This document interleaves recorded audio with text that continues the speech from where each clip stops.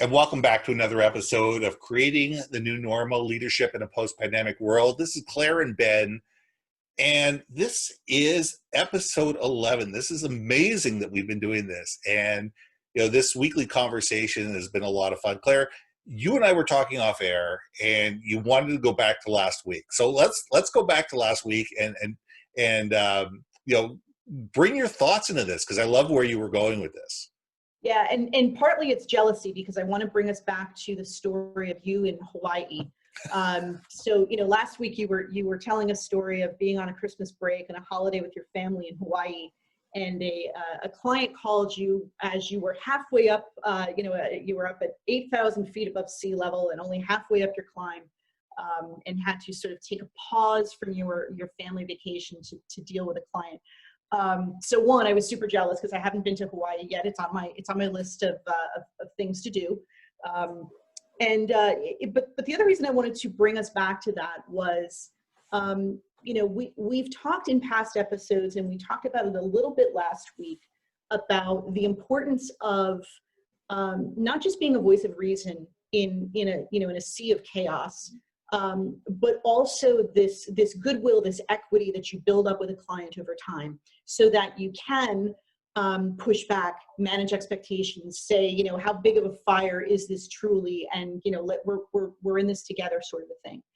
And one of the things that you talked about was both communication and connection. Yeah. And I really wanted us to unpack that in this episode this week, because there is a significant difference between communicating and connecting. And a lot of leaders screw that up. A lot of leaders think, that they've reached out, they've had a town hall, or they've sent out a memo, or they've walked around and talked to employees or their senior leadership team or what have you. And all that's great. Don't get me wrong. And people that are doing that should continue to do that, because communication is absolutely critical. But don't confuse it with connecting, right? Communication requires and implies that you've got a sender of a message and a receiver of the message. So there's always, even though, yes, we talk this good game about two-way communication, it's always one way at a time, right? Connection is much deeper than that. And it's genuine, it's intimate, in the sense that when you connect personally and deeply with an employee as a leader, that's really where the engagement starts to come in. That's what you build culture on. You don't build culture on messages, you build culture on meaning. And real meaning is established through connection, not through communication. So I wanted to get your reaction to that, and have you kind of build on that. But that's really where I wanted to take our conversation today. Yeah, and I agree with you. I mean, communication, there's one-way communication. There's two-way communication, which is really what we really need. We need, you need to be able to say something, but you also need to make sure that the person who you're talking to actually understands, is listening to it, understands it, and values it. Yeah, because right. If they value what you have to say, they're going to internalize it. And if they internalize it, it becomes part of their reality, and they're willing to move forward. And that's the emotional connection. The emotional connection is built on trust. And trust is hard to get, it's easy to lose, and it's almost impossible to get back. Yeah. We spend a lifetime saying, well, why don't they trust me? Well, people don't trust you because you're not trustworthy. And that's not a slight. It's more of a fact that you need to sit there and say, what have you done to deserve their trust? Just because you're their boss, just because you have a position of power over somebody in one way, shape, or form, doesn't mean they trust you. They may work for you. They may do things for you based on the fact that they're getting paid for it, or if they don't do it, there's ramifications. But none of that has to do with connection, and none of that has anything to do with trust. And the people that stick around month after month, year after year, decade after decade within companies do so because not only do they trust the company and they trust the value of the company, and they see the why of the company, and they believe that the why, is their why as well. But they also trust the people in the company to know that they're doing things in their best interest. And that's really important, is building those connections to sit there and say, I have a connection to my managers. Like I said last week, talking about running into the fire. We'll run into the fire for somebody we trust. We'll run into the fires for somebody we're connected to, somebody that we have an emotional connection with, somebody that we sit there and say, yeah, okay, they would do the same for me. So off we go. But if there isn't that emotional connection, if there isn't that resonance, to go along with it, there is no trust, there is no connection. And we need to start thinking about that as leaders, to sit there and say, why do people follow me? Why do people follow me? Do they follow me because they're afraid of me, because they're being paid to do it, because that if they don't do it, their spouse and their kids may not eat, or they might be out of work? Or do they do it because they sit there and say, you know what?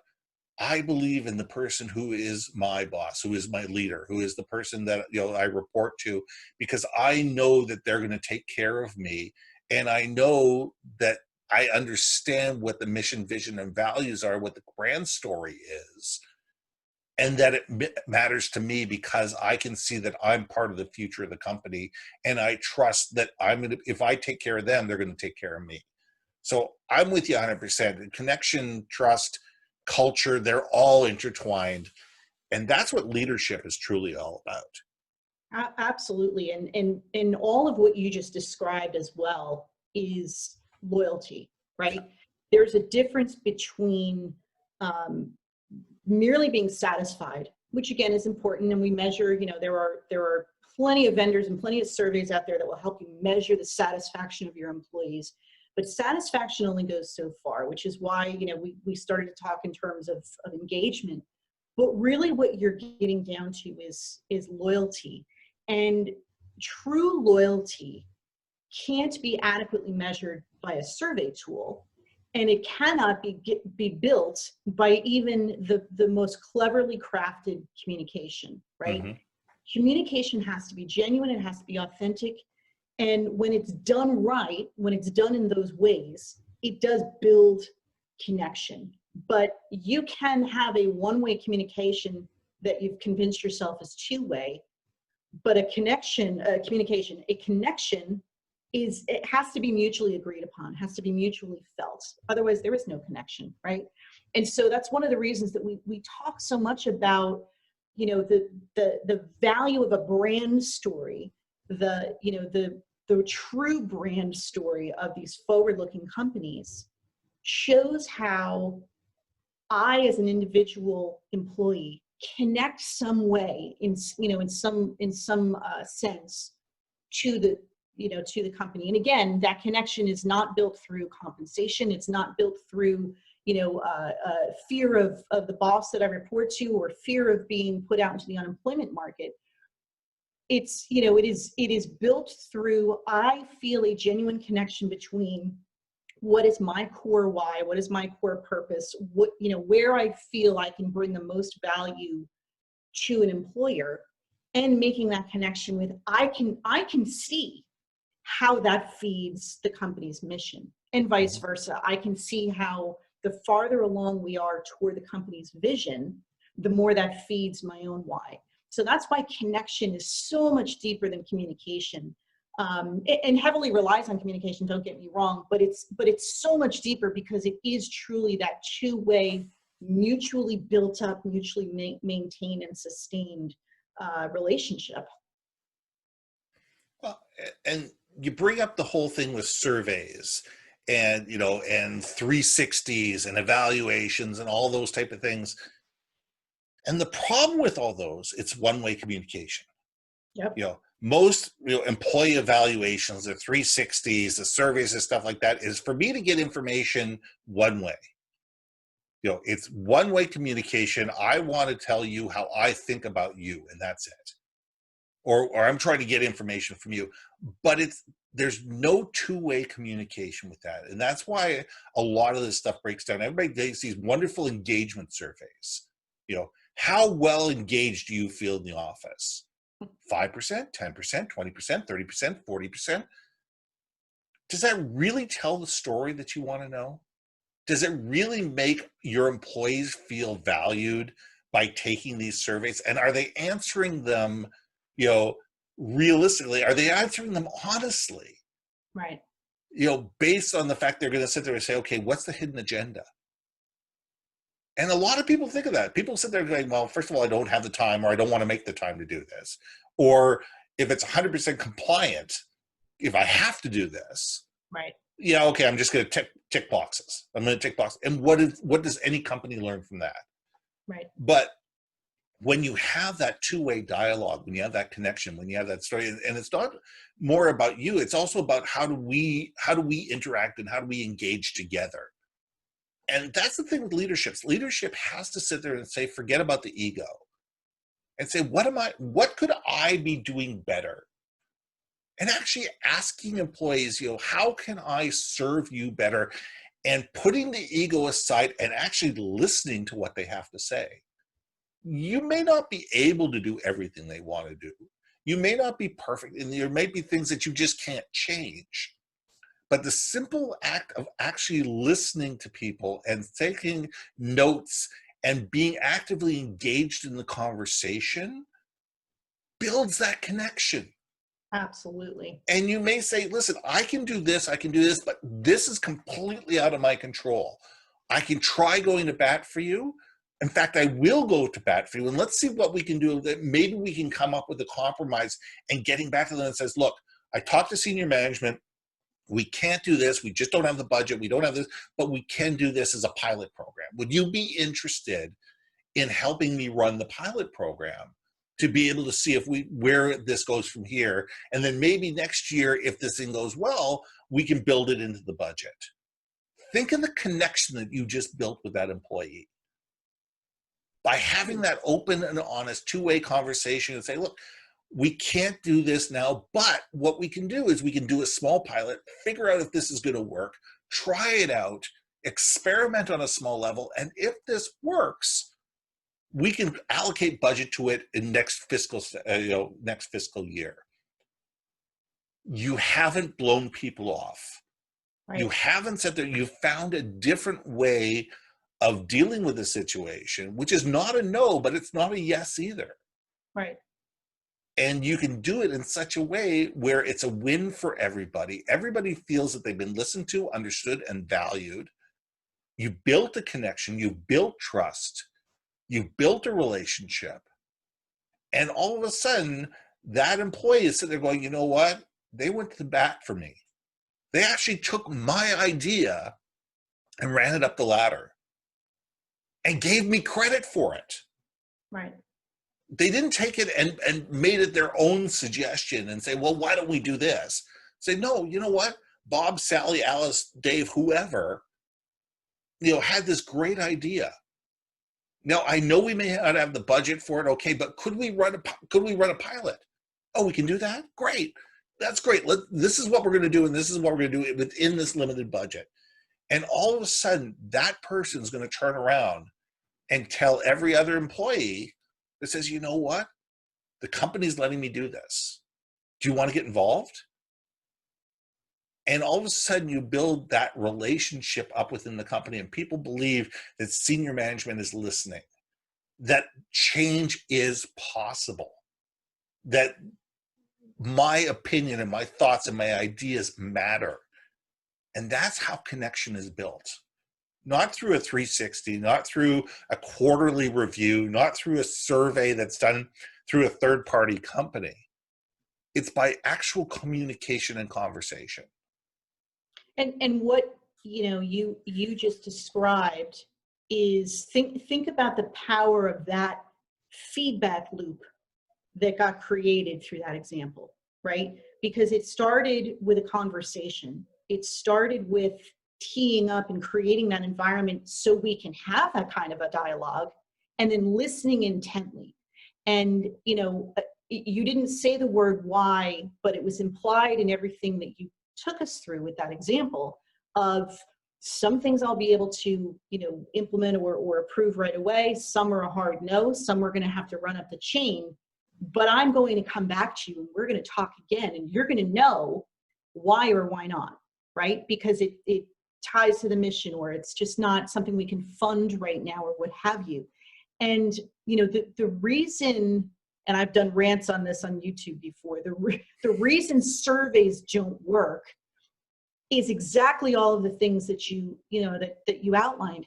Think about if you sit down with your leader, your direct manager, your boss, whatever, and they start that conversation of what could we be doing differently, better, etc., that will make your jobs better, make this process easier, make you, more productive, whatever, however you tee up the conversation, versus saying, you probably saw that email from HR, make sure you finish the survey before the end of the week, and we're gonna see what kind of results we get. It's so disconnected. And the first thing that employees ask themselves and ask you, not out loud, but through their behavior, when they get an invitation to take a satisfaction survey, is what's in it for me. If you've done them in the past, you probably didn't do a great job of communicating back, not just the results, but what you intend to do with the results. And so you've already chipped away at people's willingness to even participate in the survey, let alone be honest, and let alone be constructive, right? And the other thing that, surveys just don't get right, but that type of feedback loop that you outlined really underscores, is this concept that people support what they help to create, right? The fastest way to get buy-in from employees on something you want to implement is to ask them for their ideas. And even if you don't implement them wholesale, make that connection, there's that word again, back to whatever you do as a company, and whatever decision senior leadership makes, always tie it back to something the employees expressed as an idea, as a need, as a concern. That's how you build connection, and that's how you foster loyalty. And loyalty and connection are what make companies sustainable, profitable, and successful. I agree. I mean, how many times have surveys gone out? You filled out this survey and nothing happens. And it gets you get no feedback loop. There's no change implemented within the company. You don't even know if anybody actually read it. And all it becomes is a dashboard, check mark thing that says, okay, well, we sent out an employee satisfaction survey. That goes on the HR report. Good, we did the quarterly employee satisfaction survey. Great, perfect. We've done our duty for the quarter. Check that You know box. what? All you're doing by doing that is ticking people off. That's right. That's it. That the only thing that you're doing by sending out those obligatory quarterly employee satisfaction surveys is ticking people off. If you're not willing to honestly read through every single comment, amalgamating the data, having a conversation about it, and say, okay, this, and this are coming up over and over again.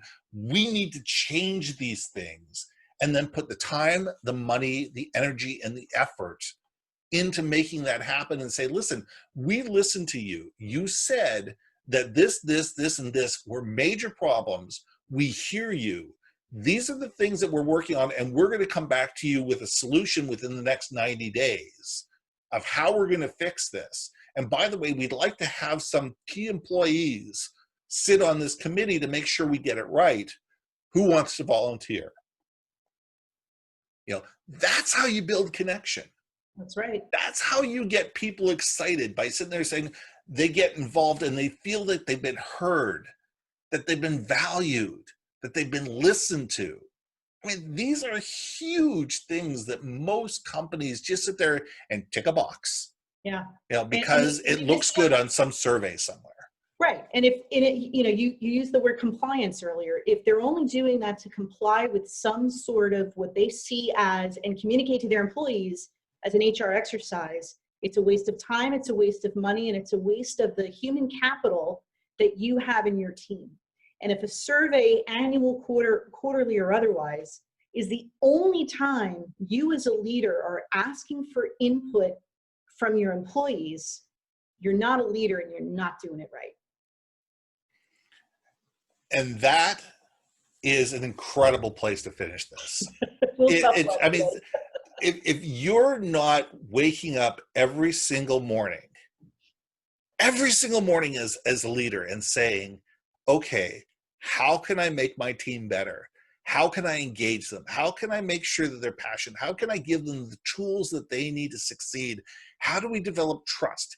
How do we, further the conversation in such a way that everybody understands the mission, vision, and values, the brand story, and they believe that it matters to them, and you're not doing your job. You as a leader are not doing your job, plain and simple. That's right. Well said. I think you put a bow on this one, Ben. So this has been Ben and Claire. This is Creating the New Normal, Leadership in a Post-Pandemic World. Thanks a lot for listening. We'll see you next week.